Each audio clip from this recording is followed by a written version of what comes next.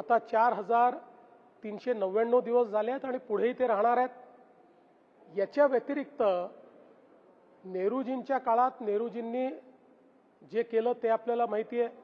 मोदीजींच्या काळात मोदीजींनी जे केलं ते आपल्याला माहिती आहे.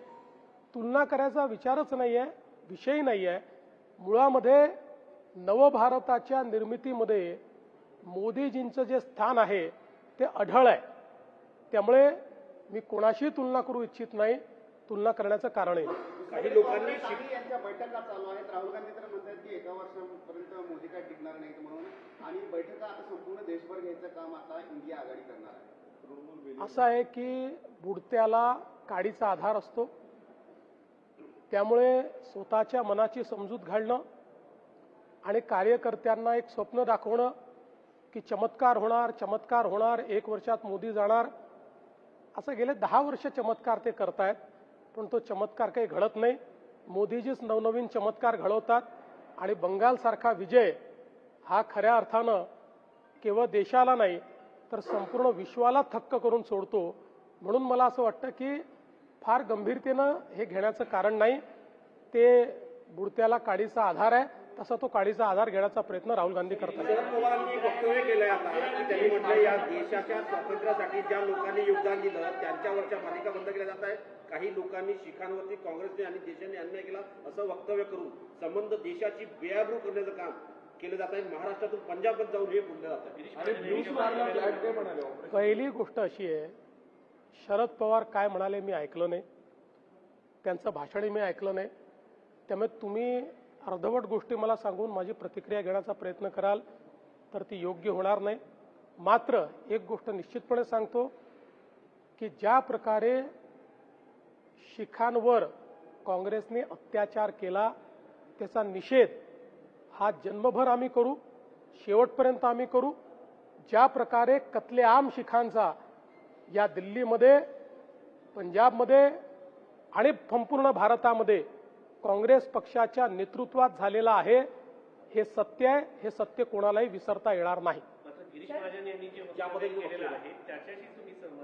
गिरीश महाजनांचं एकूण जर तुम्ही वक्तव्य बघितलं तर हा प्रश्न उठणार नाही. गिरीश महाजनांनी स्पष्ट केलंय या ठिकाणी जे 90 गुरु आहेत त्यांचा 300वा शहीदी दिवस हा संपूर्ण देशामध्ये साजरा केला जात होता.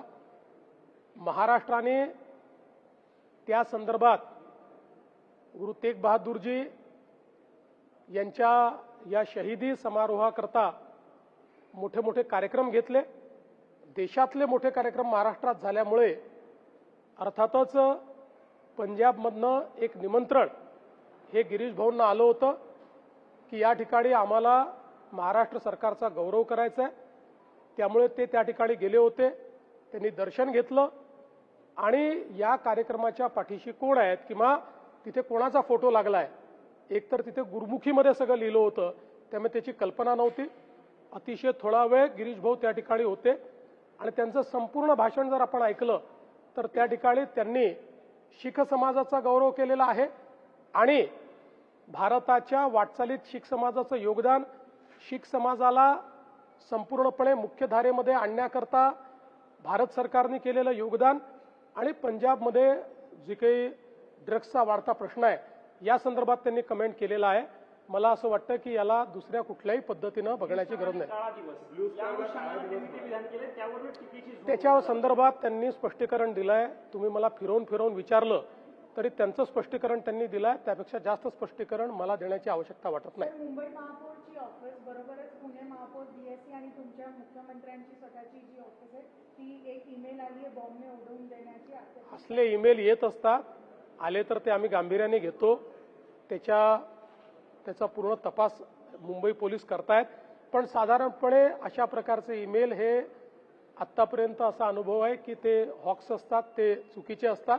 तथापि कोणी ईमेल केला तरी कोण आहे हे शोधून काढणं काम आहे, ते होत आहे. पश्चिम बंगालमध्ये टीएमसी फुटते, त्या पद्धतीने महाराष्ट्रात अनेक पक्ष फुटले होते, त्याच धर्तीवरती फुटताना पाहायला. आणि ममता बॅनर्जी, अभिषेक बॅनर्जी काँग्रेसमध्ये विलीन होणार असंही कळतंय. त्यावरच राऊत म्हणतात की अजित पवारांकडे विलीन होण्याऐवजी काँग्रेसमध्ये विलीन व्हा.